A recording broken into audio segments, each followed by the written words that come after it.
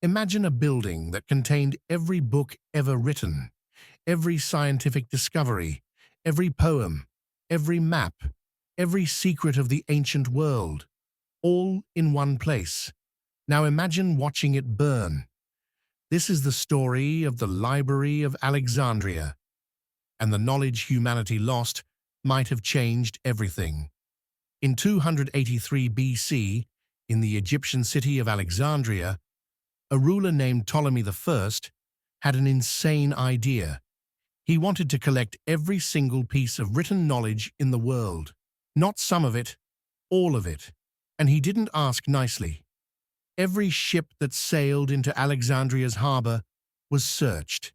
If you had books or scrolls on board, they were confiscated, taken to the library, copied by scribes, and maybe, if you were lucky, you got a copy back.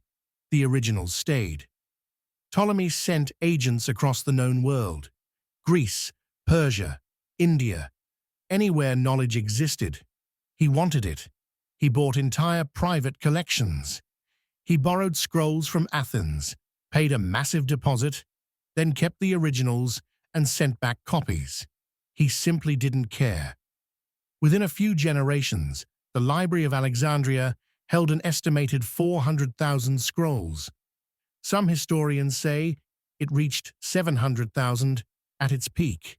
To put that in perspective, most ancient libraries had maybe a few hundred scrolls. This was humanity's hard drive, and it was all in one building. So what was actually inside? This is where it gets painful. The library contained works we know existed, but have never seen. Aristotle's complete writings. We have maybe 30 of his works today. Ancient sources say he wrote over 200. The rest? Gone. The complete histories of Egypt going back thousands of years, written by Egyptian priests who had access to records we can only dream of. Gone. The original works of Euclid, Archimedes, and Pythagoras. We have fragments and copies of copies. The originals? Gone. There were maps of the ancient world that we've never seen. Medical texts describing procedures and cures lost for centuries. Astronomical observations that took generations to recreate.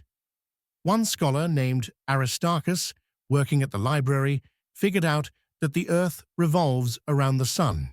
In 250 BC, that's 1,800 years before Copernicus. His detailed proofs? Gone. We only know about his theory because other writers mentioned it. This wasn't just a library. This was the sum total of human knowledge up to that point, and we lost almost all of it. So what happened? How does humanity's greatest collection of knowledge just disappear? Here's the frustrating truth. We don't know for certain, and the story is more complicated than it burned down. The first disaster came in 48 BC. Julius Caesar was in Alexandria, fighting a civil war. He was trapped in the harbor, so he set fire to enemy ships. The fire spread to the docks, and then to buildings near the docks, including possibly a warehouse connected to the library. Did the main library burn? Maybe, maybe not. Ancient sources disagree. Some say 40,000 scrolls were destroyed. Some say the library itself was untouched.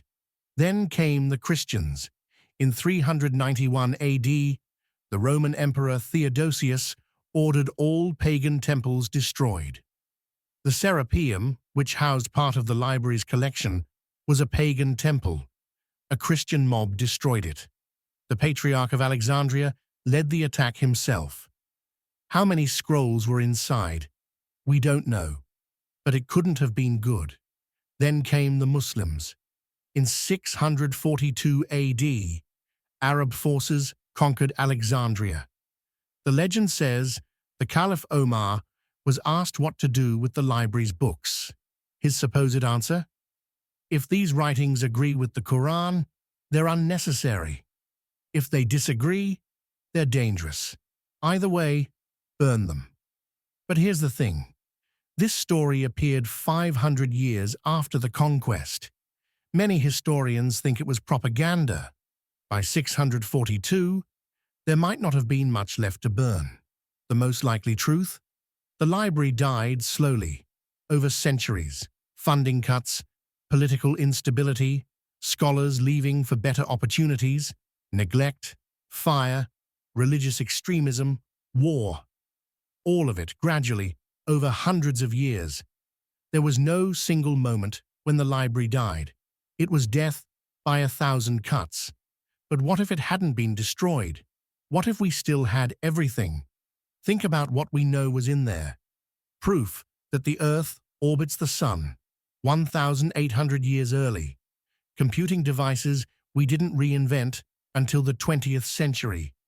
Medical knowledge that took centuries to rediscover. What else was there that we don't even know about? Some historians argue that losing the library set humanity back 1,000 years. That we spent the Middle Ages rediscovering things the ancients already knew. That the Renaissance was really just us getting back to where we were before. Others say that's exaggerated. That knowledge spreads. That copies existed elsewhere. That the library's destruction, while tragic, wasn't as catastrophic as the legends suggest. But here's what we know for certain. We lost things in Alexandria that we've never recovered. Works of genius that existed for centuries, read by scholars, referenced in other books, and then simply vanished. We know the titles, we know the authors, we know other people read them and wrote about them, but we'll never read them ourselves. The Library of Alexandria is more than a historical tragedy. It's a warning. Knowledge isn't permanent. Civilization isn't permanent. Things we think will last forever can disappear in a generation.